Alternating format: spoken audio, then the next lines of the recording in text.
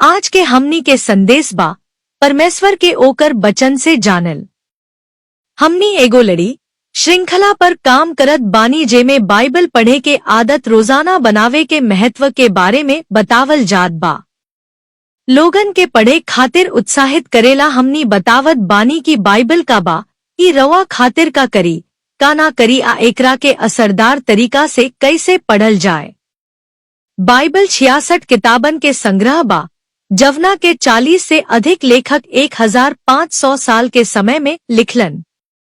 इतना लंबा समय आ अलग अलग लेखक होखला के बावजूद बाइबल में एगो जैसन मिलजोल बा काहे कि ई सर्वशक्तिमान परमेश्वर से प्रेरित बा। बाइबल सच में परमेश्वर के वचन हा। एक किताबन में परमेश्वर के इच्छा दिखेला कि उ एगो परिवार चाहत बा आ यीशु के जरिए उ परिवार पाए खातिर परमेश्वर काखेलन। हर किताब ई कहानी में कुछ जोड़ेला या आगे बढ़ावेला। परमेश्वर से नाता बनावे खातिर बाइबल जरूरी बा काहे कि प्रभु हमनी से अपना लिखल वचन से अपना बारे में बतावेलन। बाइबल से परमेश्वर हमनी के आपन स्वभाव, योजना, मकसद आ ओकरा पूरा करे के तरीका बतावेलन। प्रेरित पौलुस जे यीशु के गवाह रहलन आ बाइबल के 14 किताब लिखलन कहले बानी की बाइबल हमनी के उ बुद्धि देला जवना से हम यीशु पर भरोसा कके उद्धार पाई। दूसरा तीमुथियुस 3:15। बाइबल कहेला कि सब मनई के उद्धार छुटकारा के जरूरत बा काहे कि सब लोग पवित्र परमेश्वर के सामने पाप के दोषी बा। हमनी सब परमेश्वर के नैतिक नियम तोड़ले बानी आ ओकर परिवार लायक ना रह गईनी। बाइबल ई भी बतावेला कि यीशु ई संसार में अइले पाप खातिर बलिदान होके मरे आजे उन पर भरोसा करी उ पाप के दोष आ ताकत से छूट के फेरू परमेश्वर के परिवार में शामिल हो सके। बाइबल ई भी खोल के बतावेला कि परमेश्वर के दिहल उद्धार खाली पाप से बचे ना बलुक मनई के स्वभाव के पूरा ठीक करेला ताकि हम वैसन बनी सकी जैसन परमेश्वर हमनी के बनावल चाहले। मनई के परमेश्वर आपन पवित्र आ धर्मी बेटा बेटी के रूप में बनवले रहले। हमनी के ए तरह से जिए के रहे कि हमनी के जिंदगी से हमनी के स्वर्गीय पिता के आदर आ महिमा होखे। जब कवनो आदमी या औरत यीशु के आपन प्रभु आ उद्धारकर्ता मान लेला त एगो सुधार आ नयका बनावे के प्रक्रिया शुरू हो जाला जे आखिर में पाप से भयल नुकसान आ बिगाड़ के मिटा देला। ई उद्धार उनकर जिंदगी के हर हिस्सा में पूरा कर दी ताकि हर बात में परमेश्वर प्रसन्न होखसा महिमा पावस। उद्धार पाए या आपन असली बनावल मकसद में पूरा लौटे के प्रक्रिया में बाइबल बहुत जरूरी बा काहे कि ओकर बचन से परमेश्वर उ लोग के बदलेला आ बढ़ावेला जे एकरा के सुनेला आ मानेला। पवित्र आत्मा बाइबल के इस्तेमाल करेला हमनी के पूरा ठीक करे आ सिद्ध बनावे खातिर। पौलुस जब कहले कि बाइबल हमनी के उ बुद्धि देला जे यीशु से उद्धार आ सुधार पावे में मदद करेला त तुरंत बाद उ एगो और जरूरी बात कहले हर पवित्र शास्त्र परमेश्वर से प्रेरित बा आ शिक्षा, डांट, सुधार आ धर्म के शिक्षा देवे में काम के बा ताकि परमेश्वर के जन सिद्ध बने आ हर भला काम खातिर पूरा तैयार हो। दूसरा तीमुथियुस 3:16 और 17। आगे के संदेश में हमनी ई शब्दन के मतलब विस्तार से समझब लेकिन अभी ई छोट बात ध्यान में राखी। परमेश्वर के वचन हमनी खातिर का करेला ई बतावेला कि हमनी के परमेश्वर के बारे में का माने के चाही। ई देखावेला कि हमनी में का बदले के जरूरत बा आ धीरे धीरे पढ़ता मानती हमनी के बदल देला। आज रात हम शिक्षा यानी डॉक्ट्रिन के बारे में बात करब। पहले डॉक्ट्रिन शब्द के मतलब समझे के पड़ी। आजकल कई एक बाइबल के शब्दन के नकारात्मक बना देहल गयल बा जैसे धर्म, व्यवस्था आ शिक्षा, डॉक्ट्रिन। लेकिन बाइबल में ई शब्द सकारात्मक मतलब में इस्तेमाल भइल बा। धर्म के मतलब परमेश्वर के प्रति भक्ति। पुरान नियम में व्यवस्था के मतलब शिक्षा या निर्देश, तोरा। यीशु के समय में डॉक्ट्रिन के मतलब पवित्र शास्त्र, बाइबल। कई सच्चा आ ईमानदार मसीही लोग कहेला कि उनकर कलीसिया में डॉक्ट्रिन के जरूरत नइखे, काहे कि ऊ त बस बाइबल पढ़ावेलन। शायद ही सोच लोगन के खींचे के तरीका बा, या आपन पिछला खराब अनुभव के नकारे के तरीका बा। ऊ लोग डॉक्ट्रिन के ऐसन नियम समझेला जे बस लोगन के नियंत्रण में राखे खातिर बनावल गयल होखे, या ऊ एकरा के नीरस, सूखला उबाऊ मानेला। ऊ नियम कायदन के बजाय परमेश्वर से नाता चाहेला। लेकिन जे लोग ऐसन सोचेला, ऊ ना बुझेला कि बाइबल ही डॉक्ट्रिन बा। यूनानी भाषा में डॉक्ट्रिन के मतलब बा शिक्षा या सिखावल बात, चाहे सिखावे के काम होखे या दिहल जानकारी। बाइबल से ही हमनी परमेश्वर के बारे में सीखेला। डॉक्ट्रिन मतलब सिखावल बात। रवा सही शिक्षा मतलब डॉक्ट्रिन के बिना परमेश्वर से सांझ संबंध ना रख सकेला, काहे कि परमेश्वर से असली नाता बनावे खातिर कुछ बात मानल जरूरी बा। ई डॉक्ट्रिन आ संबंध में से एक चुने के बात ना हा, बलुक दोनों जरूरी बा, सही शिक्षा आ नाता। पिछला हफ्ता के संदेश में हमनी बतवनी की बाइबल परमेश्वर से हमनी के नाता खातिर जरूरी बा, काहे कि ऊ अपना लिखल वचन से हमनी के आपन बारे में बतावेलन। हमनी ई भी कहलस कि यीशु परमेश्वर के आपन पहचान इंसान के सामने देखावे के सबले साफ आ पूरा तरीका बा, काहे कि यीशु खुद परमेश्वर हवे। यीशु परमेश्वर हवे जे मनई बनलन, लेकिन परमेश्वर होखल ना छोड़लन। ऊ पूरा परमेश्वर आ पूरा मनई बानी।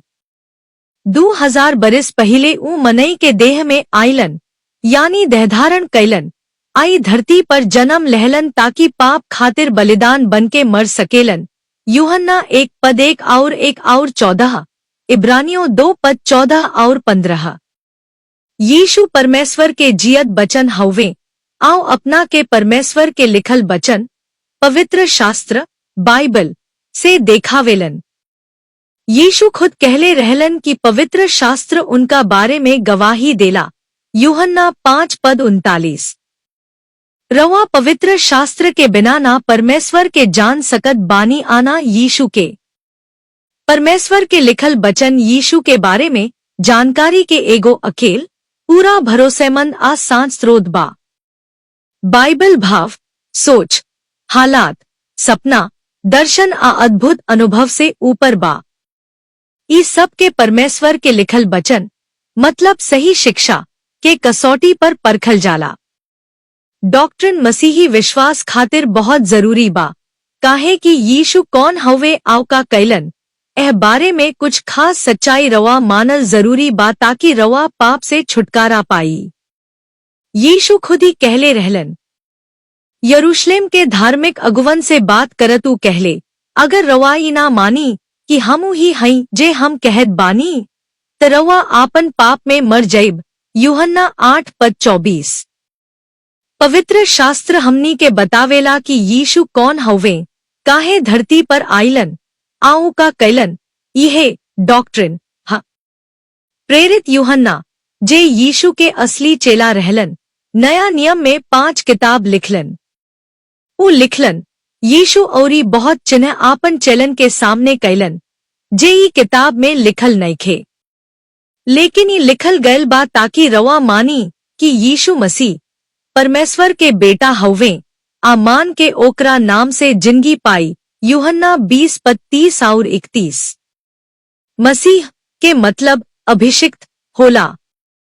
यीशु के देख के आ उनका साथे रह के यूहन्ना के यकीन भइल कि यीशु ऊ मसीह हवे, जेकरा आवे के वादा इब्रानी शास्त्र पुरान नियम में भइल रहेल। दानिएल 9:25-26।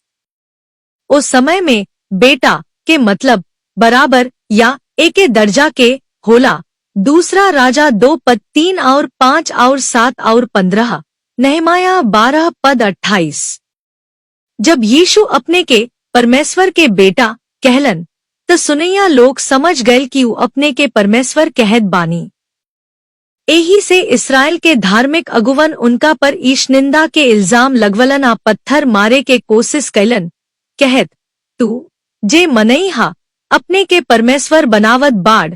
यूहन्ना 10:35। यीशु के माने में कुछ जरूरी शिक्षा डॉक्ट्रिन बा जे प मानल जरूरी बा ताकि आदमी उद्धार पाई। उ कहलन कि अगर लोग ना मानी कि उहे हवे जे उ दावा कैलन तो उ पाप में मर जइहन। प्रेरित यूहन्ना लिखलन ताकि लोग जाने कि यीशु कौन हवे आ उद्धार आ जिंदगी के बहाली पाई जे यीशु आपन मौताजी उठला से दहलन। एही से डॉक्ट्रिन सही जानकारी के बहुत महत्व बा। रवा का मानद बानी कि उतने जरूरी बा जेतना ईमानदारी से मानल, काहे कि अगर रवा के यीशु बारे में विश्वास गलत बा त चाहे रवा कतना भी सच्चा होखी फायदा ना होई। हम बुझतानी कि सच्चा मसीही लोग में भी कुछ विश्वास के बात पर मतभेद होला त यहाँ एगो साफ भेद जरूरी बा। विश्वास के दो किस्म होला, जरूरी आना जरूरी। जरूरी विश्वास उ हजे उद्धार खातिर जरूरी बा, मतलब ऐसन बात जे प मानी पाप से छुटकारा मिली। ना जरूरी विश्वास उ हजे उद्धार से जुड़ल ना हा। जरूरी विश्वास यीशु के पहचान आ उनका काम से जुड़ल बा, उ कौन हवे आ उ आपन बलिदानी मौत से का कैलन। ना जरूरी विश्वास के उदाहरण बा आराधना के सही तरीका का औरत लोग शिक्षा दे सकेला, प्रभु भोज केतना बेर लेवे के चाही, आज भी भाषा बोले के वरदान बा कि ना, बच्चा बपतिस्मा बनाम जवान बपतिस्मा वगैरह। प्रेरित यूहन्ना ई भी लिखलन जे मसीह के शिक्षा में ना टिकेला ओकरा लगे परमेश्वर नइखे, जे ई शिक्षा में टिकेला ओकरा लगे पिता आ बेटा दुनो बा। दूसरा यूहन्ना अध्याय 9। यूनानी भाषा में शिक्षा खातिर उहे शब्द इस्तेमाल भइल बा जे दूसरा जगह डॉक्ट्रिन के रूप में अनुवाद भइल बा, जैसे दूसरा तीमुथियुस 3:16 में। यूहन्ना ई तब लिखलन जब यीशु के स्वर्ग गैल बरिस बीत गैल रहेल। ओ समय तक कई झूठ शिक्षा फैल गैल रहेल आ मसीही लोग के भी असर कर रहल रहेल। एह झूठ शिक्षा में कुछ ऐसन रहेल, यीशु के परमेश्वर होखला के नकारल, ई नकारल की उ सच में क्रूस पर पाप खातिर मुअलन, आई भी नकारल की उ मरे के बाद जी उठलन। ई सब शिक्षा मसीह के शिक्षा के खिलाफ बा। मसीह के शिक्षा में यीशु के पहचान आ उनका काम से जुड़ल सब बात आवेला, मतलब उ कौन हवे आ आपन मौत से का कैलन। यूहन्ना वही दोहरवलन जे यीशु कहले रहलन, अगर रवाई ना मानी कि यीशु उहे हवे जे उ कहत बानी त रवा के उनका से कोई नाता नइखे। और अब देखी कि शुरुआती मसीही लोग में डॉक्ट्रिन यानी बाइबल से मिलल शिक्षा के का जगह रहेल। एह खातिर हम पौलुस के जीवन पर नजर डालब। पौलुस एगो बहुत पढ़ल लिखल फरीसी रहलन, जे शुरुआत में यीशु के अनुयायी लोग के जोश में सतावेलन। यीशु के जी उठला के करीब 2 बरिस बाद पौलुस यरूशलेम से दमिश्क सीरिया जात रहलन ताकि मसीही लोग के पकड़ के जेल में डाल देसु। एही रास्ता में उनका सामना यीशु से भइल। प्रभु पौलुस के सामने प्रकट भइलन। जब पौलुस प्रभु से पूछलन, रवा कौन हवे, तो उत्तर मिलल, हम यीशु हई जेकरा के तू सतावत बाड़। यीशु पौलुस से कहलन, हम तोहरा पर प्रकट भइनी ताकि तोहरा के आपन सेवक आ गवाह बनाई। तुई अनुभव और बात जे हम तहरा पर प्रकट होए दुनिया से कहब। प्रेरितन के काम 26:16। यीशु के तेज रोशनी से पौलुस कुछ समय खातिर अनहर हो गेलन। उनका साथी लोग उनकरा के दमिश्क लैलस, जहां परमेश्वर अन्यास नाम के एक विश्वासु के उनका लगे भेजलन। अन्यास पौलुस पर हाथ रखलस आ उ पवित्र आत्मा से भर गईलन। तुरंत उनका आँख के रोशनी लौट आइल आ उ बपतिस्मा लेहलन। प्रेरितन के काम 9:18। एह के बाद पौलुस आराधनालय में यीशु के बारे में प्रचार करे लगलन, कहत उ सच में परमेश्वर के बेटा हवे। आ दमिश्क के यहूदी लोग उनका तर्क के खंडन ना कर पावल कि यीशु सच में मसीह हवे। प्रेरितन के काम 9:20 और 22। आराधनालय पौलुस खातिर स्वाभाविक जगह रहेल। आराधनालय सारा इस्राएल में रहेल, जहां यहूदी लोग सब्त के दिन शुक्रवार संझ से शनिवार संझ तक सब इकट्ठा होके पूजा प्रार्थना करत रहेल। यहूदी लोग के आराधनालय से पवित्र शास्त्र तक नियमित पहुंच रहेल। हालांकि ओहिजा पूजा भजन आ प्रार्थना होखत रहेल, बाकिर सभा के मुख्य मकसद धार्मिक शिक्षा देहल रहेल। पौलुस पवित्र शास्त्र से साबित करत रहलन, तर्क दे के बुझावत रहलन कि यीशु ही परमेश्वर के बेटा हउवे, मसीह हउवे। निश्चित बा कि पौलुस आपन अनुभव भी सुनवलन, बाकिर उ पुरान नियम भी देखवलन, काहे कि पुरान नियम यीशु के ओर इशारा करेला। ओहमे मसीह यीशु के बारे में भविष्यवाणी बा, ओहमे रूप आ छाया बा, मतलब असली घटना आ लोग जे यीशु के पहचान आ काम के ओर संकेत करेला। पौलुस पवित्र शास्त्र से देखवलन कि यीशु मसीह के बारे में कहल सब भविष्यवाणी पूरा कैलन, आऊ समझवलन कि यीशु के मौत आजी उठला से जे उन पर भरोसा करेला, ओह लोग खातिर का मतलब बा। पिछला हफ्ता हमनी नोट कैनी कि यीशु भी आपन जी उठला के दिन यह कैले रहलन जब वो आपन चेलन पर प्रकट भइलन। हालांकि चेले उनका के देखछू सकत रहलन, तभी यीशु पवित्र शास्त्र से अपना बारे में सिखवलन। यीशु उ शास्त्र देखवलन जे उनका बारे में बतावेला, उनका पहचान आ काम के बारे में, आ फिर उनका मन खोलन ताकि उ पवित्र शास्त्र समझ सके। लूका 24 पद 44 और 48। ये सब डॉक्ट्रिन ह। हालांकि पौलुस के यीशु से एगो अद्भुत अनुभव भइल, फिर भी उई साबित करे खातिर पवित्र शास्त्र के सहारा लेहलन कि यीशु ही प्रभु परमेश्वर हउवे। याद रखीं, पौलुस ही इस श्रृंखला के मुख्य पद लिखलन, पवित्र शास्त्र शिक्षा खातिर लाभदायक बा, मतलब यीशु के बारे में सही शिक्षा डॉक्ट्रिन देवे खातिर। पौलुस ही जाने लगलन काहे कि आराधनालय में पवित्र शास्त्र के बीच पल्लन बढ़लन आ समझलन कि परमेश्वर के लिखल बचन से ओके जानल केतना जरूरी बा। हम अभी ई के विस्तार से ना देखब, बाकिर नोट कर ली। क्रूस पर जाए से कुछ दिन पहले यीशु आपन प्रेरितन से कहले रहलन कि उनका दोसर आवे से पहले कई झूठा मसीह आ झूठा भविष्यद्वक्ता हुई आ बहुते लोग के धोखा दी। मत्ती 24 पद 4 और 5 और 11 और 24। यीशु के गवाह लोग भी ये बात दोहरवलन।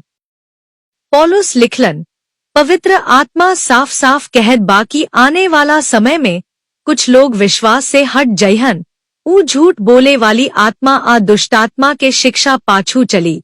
पहला तीमुथियुस 4 पद 1। एक समय आई जब लोग सही शिक्षा ना सुनी, ऊ आपन मन मुताबिक चलेला आ ऐसन शिक्षक खोजी जे ओह लोग के वही सुनाई जे ऊ सुनल चाहेला। दूसरा तीमुथियुस 4 पद 3। हर गुजरत दिन यीशु के फिनकी आवे के समय नजदीक होत जा रहल बा, आ धार्मिक धोखाधड़ी बढ़त जा रहल बा। अगर कबो सही डॉक्ट्रिन शिक्षा मतलब यीशु के बारे में जानल कि ऊ केहाड़ा हवन आऊ अपन मौत से का पूरा कैलन जानल के समय रहल, तो अबहा धोखा से बचल के एकलौता तरीका ई बा कि हम बाइबल के हिसाब से यीशु के जाने। अगला हफ्ता हम ई पर औरी बात करब कि डॉक्ट्रिन से यीशु के जानल आ पहिला मसीही लोग पवित्र ग्रंथन के जे महत्व देत रहेस, वो हमनी खातिर कैसे कीमती बा। बाकी अभी खातिर आखिर में ये बातन पर ध्यान दी। इस सीरीज के एक मकसद बा कि हम बाइबल औरी असरदार तरीका से पढ़ल सीखी। इस साल हम राउर हौसला बढ़ावत बानी की रवा सुसमाचार मत्ती, मरकुस, लूका आ यूहन्ना कई बेर शुरुआत से अंत तक पढ़ी। ई किताबन यीशु के गवाह लोग भाव लोग जे उनकर नजदीकी साथी रहले लिखलन, ताकि लोग जानी सके कि यीशु केहाड़ा हवन आपका कैलन, ताकि मनई उन पर भरोसा करी। परमेश्वर से प्रार्थना करी कि ऊ रवा के पवित्र ग्रंथन में यीशु के देखे में मदद करी, जैसे पुनरुत्थान के दिन यीशु के चेला लोग के साथ भइल रहे। ऊ से प्रार्थना करी कि जैसे ऊ प्रेरित लोग के समझ खोलन, ओइसी ही रवा के समझ खोल दी, ताकि रवा यीशु के औरी नीक से जान सको। हम जानी कि बाइबल पढ़ल कई बेर कठिन लागेला, काहे कि इसमें कुछ बात समझे में मुश्किल होला। कारण ई बा कि नया नियम में लिखल घटना 2000 साल पहले ऐसन देश आ संस्कृति में भयल रहे, जेकरा से हमनी अनजान बानी। एक योग्य बाइबल शिक्षक से नीक शिक्षा मिलली में मदद कर सकेला, ऐसन आदमी जे पवित्र ग्रंथन के समझा सके, डॉक्ट्रिन सिखा सके, आ ऐतिहासिक आ सांस्कृतिक पृष्ठभूमि बता सके। यीशु के एक पहिला प्रेरित फिलिप्पुस सुसमाचार प्रचारक, प्रेरितन के काम 6:5 में हम पढ़िले, पवित्र आत्मा ओकरा के एगो इथियोपियाई खोजा लगे भेजलस, जे यशायाह के किताब पढ़त रहे। प्रेरितन के काम 8:26 और 39। फिलिप्पुस ओकरा से पूछल, जे तू पढ़ताड़, ऊ समझताड़, ऊ कहल, कैसे समझी, जब हमरा सिखावे वाला केहू नइखे। प्रेरितन के काम 8:31। त फिलिप्पुस उहे जगह यशायाह 53:7 और 8 आ बाकी पवित्र ग्रंथन के इस्तेमाल करके डॉक्ट्रिन से ओकरा के यीशु के बारे में बतावलस। दुख के बाद बाकी आज बहुते मन से जे सुनावल जाला, उ असली डॉक्ट्रिन ना होके बस नीक जीवन जिए के सिद्धांत होखेला, जे पवित्र ग्रंथन से यीशु आ उनकर काम देखावे के बजाय बस दुनियावी बात बतावेला। क्रूस पर चढ़ावल जाए से एगो रात पहले यीशु आपन 12 प्रेरित से कहलन कि ऊ लोग जल्दी ऊके छोड़ दी। बाकिर ऊ वादा कैलन कि पवित्र ग्रंथन के जरिए आपन लोग के सामने आपन प्रकट करत रही। यूहन्ना 14:21, जे हमार आज्ञा मानेला, ओही हमसे प्रेम करेला। आजे हमसे प्रेम करेला, हमार पिता ओकरा से प्रेम करिहें, आ हमो ओकरा से प्रेम करब, आ हम आपन आप ओकरा के प्रकट करब।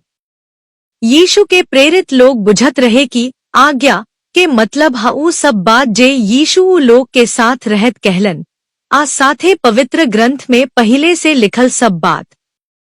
हमनी के रचना सर्वशक्तिमान परमेश्वर के साथ नाता बनावे खातिर भइल बा। पवित्र ग्रंथ ही नाता खातिर बहुते जरूरी बा, बस यही से ना कि ऊ बतावेला कि हमनी का पर विश्वास करी, बल्कि यही से कि यीशु आपन लिखल वचन से आपन आप हमनी पर प्रकट करेले। ओ वचन से उनकरा के जानल जाव। प्रभु रवा सबके आशीष दी। आमीन।